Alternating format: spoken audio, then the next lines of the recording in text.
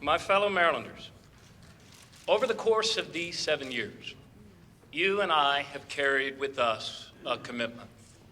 It is a commitment to a better future, the better future our children deserve. A commitment founded on the belief we share in the dignity of every individual. A commitment strengthened by the belief we share in our own responsibility to advance the common good. And a commitment sanctified by the belief we hold that we are all in this together, and each of us is needed in God's eyes.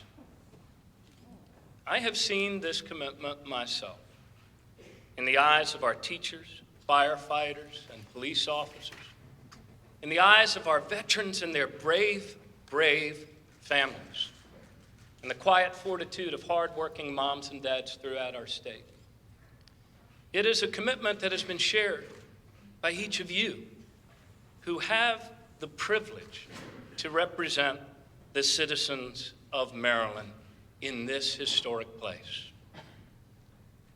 I remember well the first time I set foot in this building as a young boy with my father.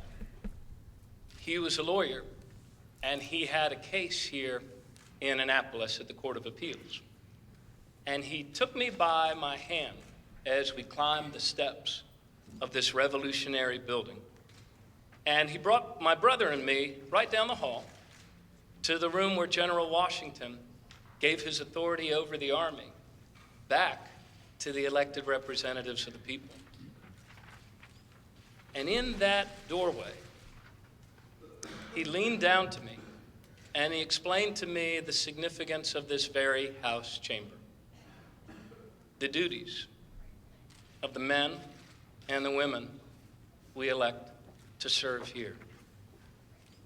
I was awed by the fact that this is a place where we have come together as a people for over 200 years to make a better life, to make this place, our place, a better place.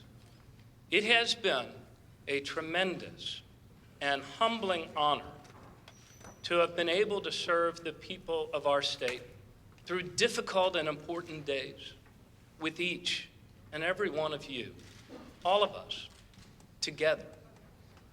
On this occasion, we take time to reflect on the way we have traveled and where we have come.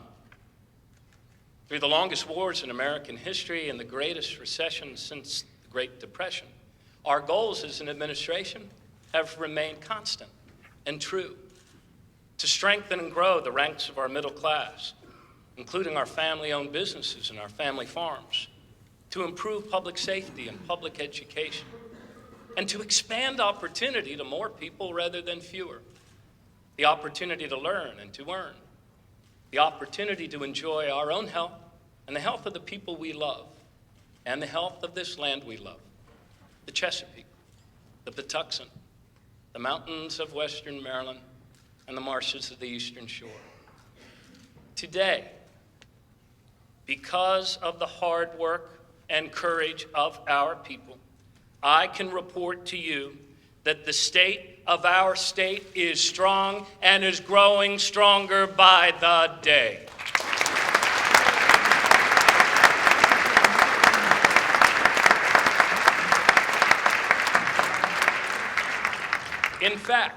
In fact, not only is Maryland stronger than before, Maryland is cleaner, smarter, safer, healthier, more entrepreneurial, more competitive than she was before the recession hit. Think back.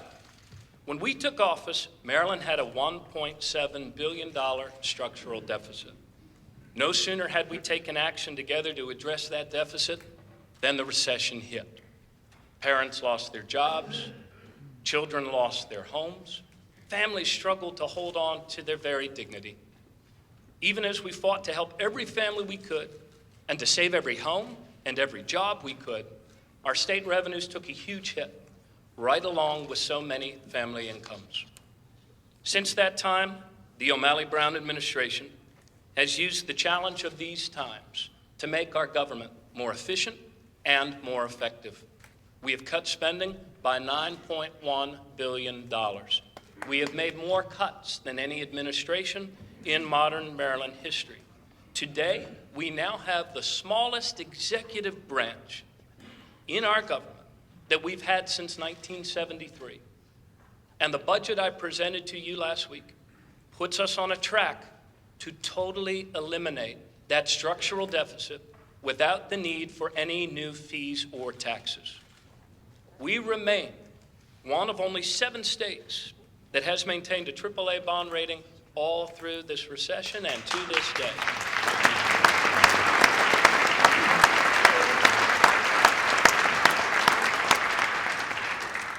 We have built up our rainy day fund now to $800 million, and we have placed this year in our general reserve an operating surplus of $37 million. But cuts are only part of our story. No state ever cut its way to prosperity. Growth requires investment. Together, we've made those critical investments.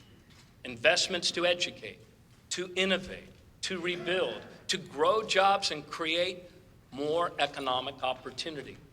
This is what a balanced approach is all about. 7 years ago, we were failing to live up in many cases to our state's full potential.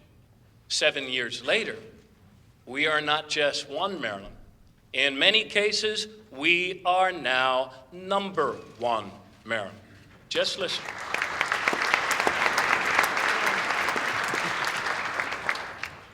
Listen with me for a quiet moment here.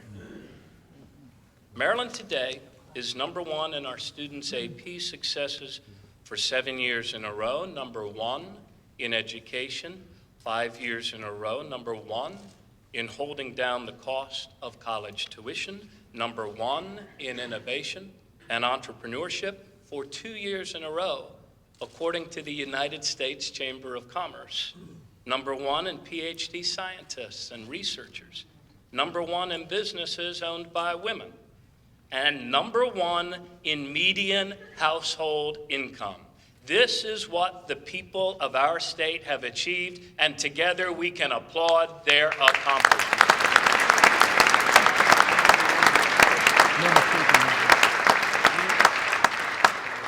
Now, 7 years ago, in response to the desires of our people, we set out in this O'Malley Brown administration to govern in a fundamentally different way, setting goals, measuring performance, hitting deadlines, getting results, making progress visible for you to see and for me to see.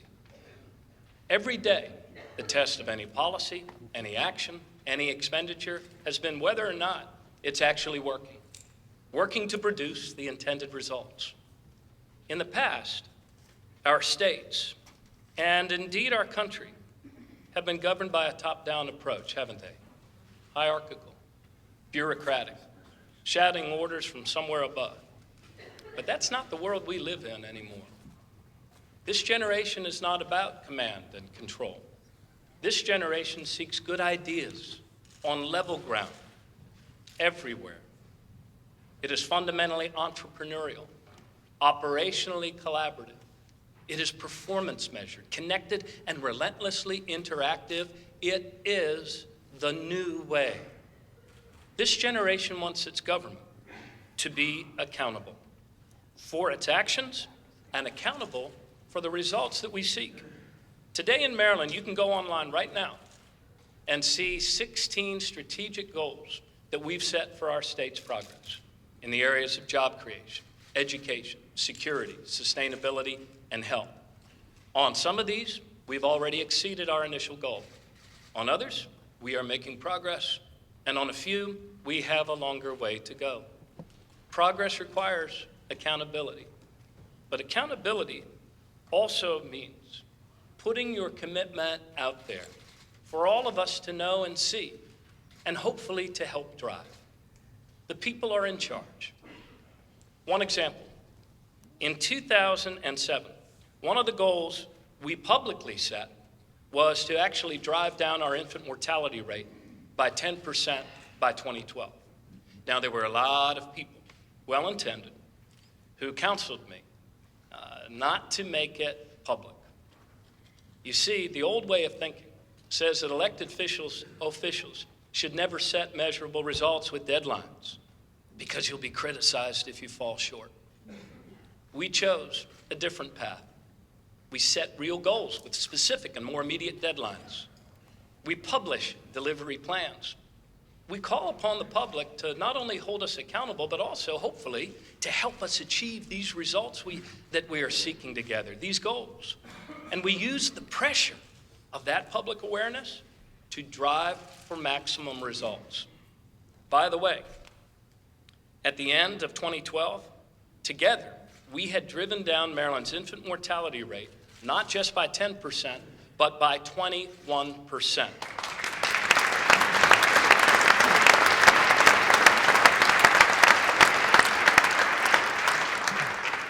In more real terms, that's 164 lives saved.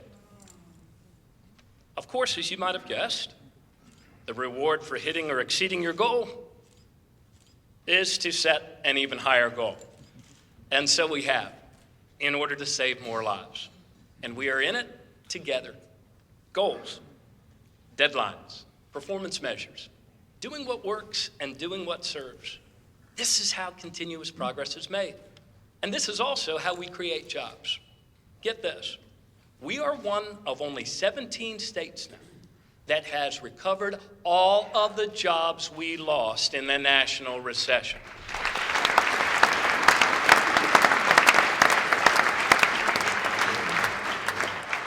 One more fact, and since the lowest point of the recession, we have now achieved the fastest rate of new job growth of any state in our region.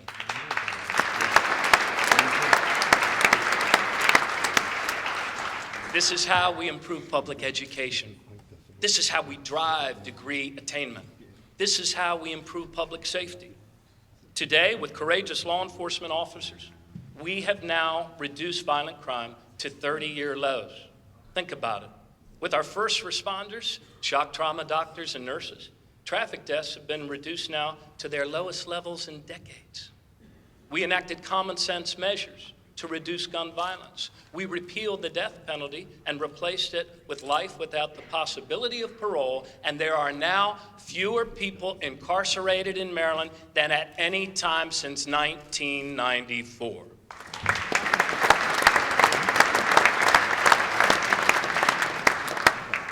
Goals, deadlines, and performance measures. This is also how we're making our air and our waters cleaner. We've planted more trees on public lands in the last 7 years than ever before. We have added more renewable energy to the grid than any time since we built the Conowingo Dam 85 years ago. More farmers are now planting cover crops to reduce nutrient runoff than ever before. To protect our farmlands, our forests, and our open space, this year, Maryland passed the milestone of preserving 1 million acres for our children's future.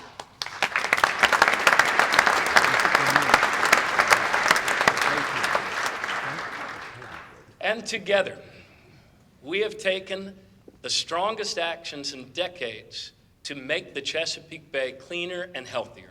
Strong actions that are restoring our menhaden, that are bringing back our oyster population and our blue crabs, and we are leading the states of the Chesapeake Bay watershed, cleaning up the bay, consistently meeting our 2-year action milestones. In other words, allowing less nitrogen and phosphorus to pollute our bay today than 7 years ago.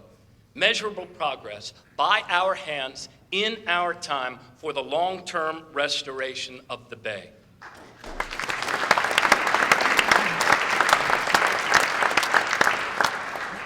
This is also how we protect our most vulnerable young people. Together, we've reduced childhood hunger, and today, thanks to Lieutenant Governor Anthony Brown's leadership and all of yours, more children receive health care in Maryland than ever before. We have reduced juvenile homicides by 44%. We have reduced the number of children placed in foster care and group homes by 42%. And along the way, we have come together time and again to protect the dignity of every Marylander. For the first time in 350 years, we have now officially recognized our brothers and our sisters of the native Piscataway people.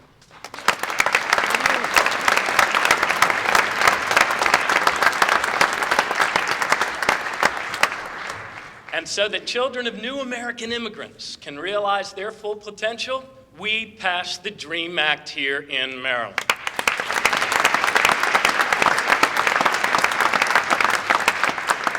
And to protect the dignity of every child's home and ensure equal rights under the law for all Marylanders, we passed marriage equality.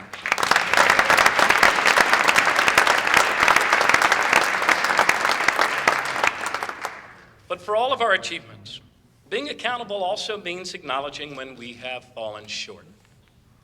The healthcare website failed to perform as designed when it was launched, a source of great frustration, especially for those Marylanders who are looking forward to obtaining healthcare for the very first time in their lives. My administration and I have not succeeded at every first try, but we have never, ever given up. We learn from both success and failure. Sometimes failure kicks the deepest spur. So we will continue to improve. We will continue to help those seeking health care, and we will continue to enroll as many Marylanders as possible by the March 31st deadline.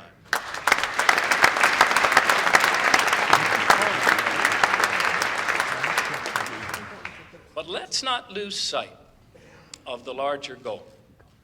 We have already now extended health care coverage since the beginning of this administration to 453,000 people. Many of them, as I said, were children who did not have coverage before. And now, thanks to President Obama and the Affordable Care Act, not a single person can be denied coverage because of a prior existing condition, and no one can be dropped by an insurance company when they become sick.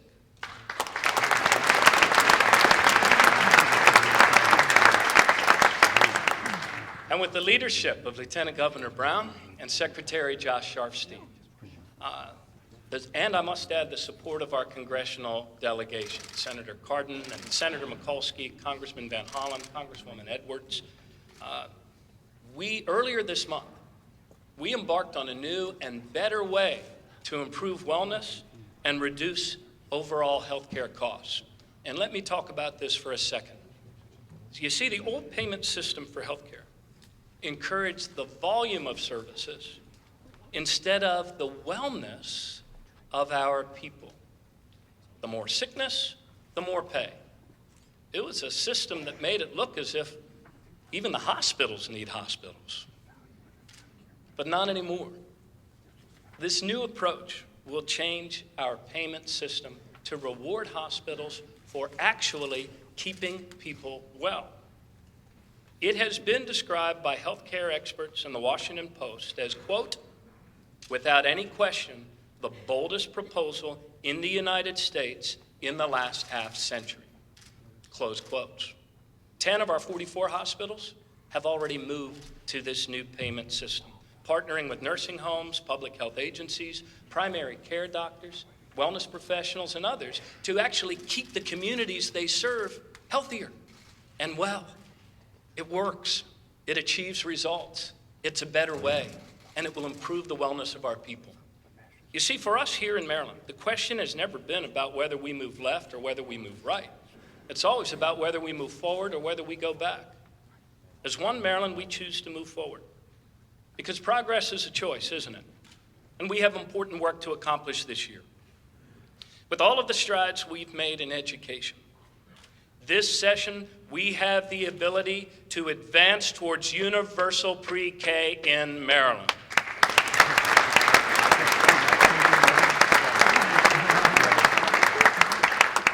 This session, we have the responsibility and the opportunity to improve our laws to better protect the victims of domestic violence.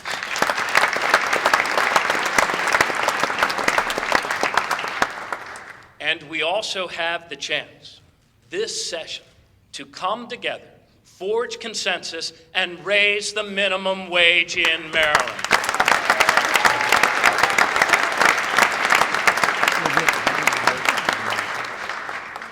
To strengthen and grow our middle class. To strengthen and grow our middle class. This has been the North Star of everything this O'Malley Brown administration has been about. Our fiscal discipline, our strategic investments, our different way of governing openly, transparently, setting goals in order to achieve results. Now, together in Maryland, we've invested dearly, even through a recession and the revenue hit. We've invested dearly to improve education. Why? Because it is the ladder to success. We're investing more than ever in our transportation infrastructure in order to get more of our people back to work. We raised the earned income tax credit. Why? In order to better reward hard work. We've maintained the highest goal for minority and women-owned business participation, and for the first time ever in the life of this administration, we actually exceeded it. We became the first state in the country to pass a living wage. We put in place for the first time a progressive income tax that actually lowered income taxes for 86% of Marylanders. Just last calendar year, we moved more people in a single year from welfare to work than we ever have before. And because of these actions, the Pew Foundation now ranks Maryland one of the top 3 states for upward economic mobility.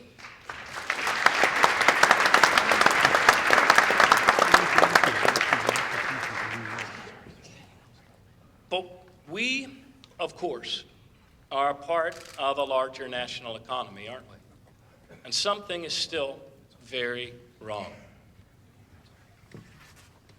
We've lost sight of how our economy works, when our economy is actually working.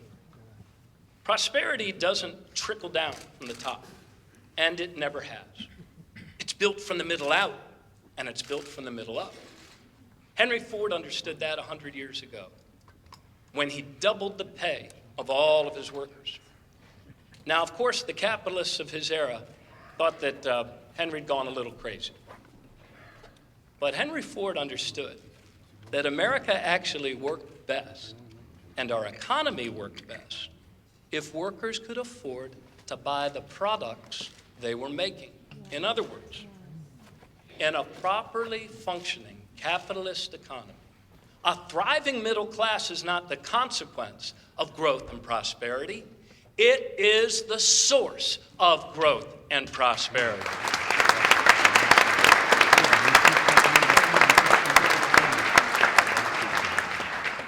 When every worker earns more money, every business has more customers. And by the way, every taxpayer is relieved from funding poverty programs for workers who are being paid poverty-level wages. We've all met the hardworking people who toil away, very often at not 1, but 2 jobs that pay minimum wage. Most often, they are women. Very often, they are moms who are trying to support a child or 2 on their own, leaning on everyone around them for daycare and support, working 16-hour days and yet falling further behind. This is not how our economy should work. No person who works full-time and plays by the rules should be forced to raise their family in poverty. Right.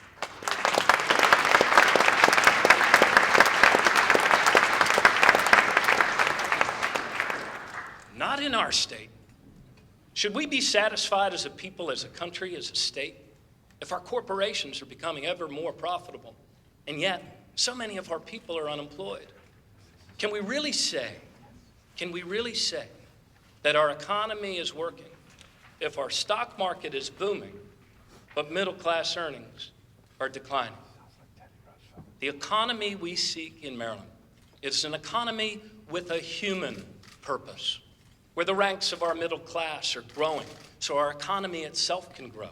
And the only way we're going to grow our economy is to grow our middle class.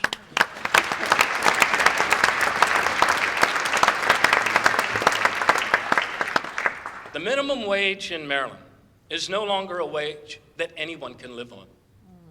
Even though Maryland has the highest median income in the nation, 21 other states have now set a higher minimum wage than we have. We can do better. Raising the minimum wage to $10.10 is going to create more and better customers for Maryland businesses. And that is why raising the minimum wage is not only good for the hundreds of thousands of Marylanders who will see a boost in their paycheck, it is good for every Marylander because it is good for our entire economy. It's time to raise the minimum wage in Maryland.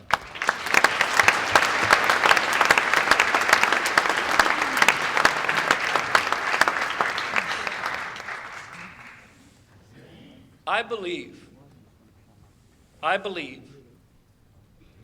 in my heart that we are poised for a generation of greatness. I can see the day on our horizon when the achievements of our students lead not only the students of our nation, but lead the children of the world. I can see the day when all of our teachers actually have the technology they need in the classroom to provide personalized learning tailored to the unique abilities of every child. A day when every high school student in Maryland, upon graduating from high school, also has a modern technical skill and a year of college credit that has already been earned. I see Maryland's children enjoying the benefits of a state that wisely safeguards its waters and woodlands and open spaces for the 22nd century and beyond. A state that leads the green economy of the future, creating thousands of new jobs.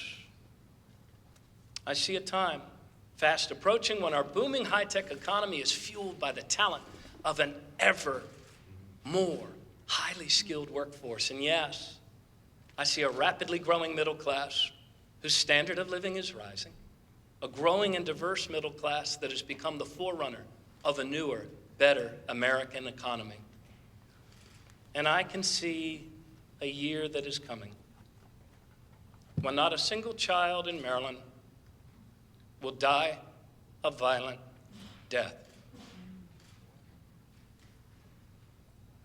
This is the future that remains to be won, and it will be won. Conclusion. We are standing on the threshold of a new era of American progress. As our world becomes more complex, it's also becoming more personalized and better connected. And no state is better poised to succeed in this new era than Maryland. The future is where we look. The past is what we have learned from. The only things worth doing are the things that might possibly break your heart. For 230 years, we have helped lead our country forward into the future, especially through moments of great doubt and adversity. When others said it wasn't possible, that all was lost, or it could not be done, we stood our ground, and we made it happen. From many, one. From one, many. It's time to do it again. Thank you.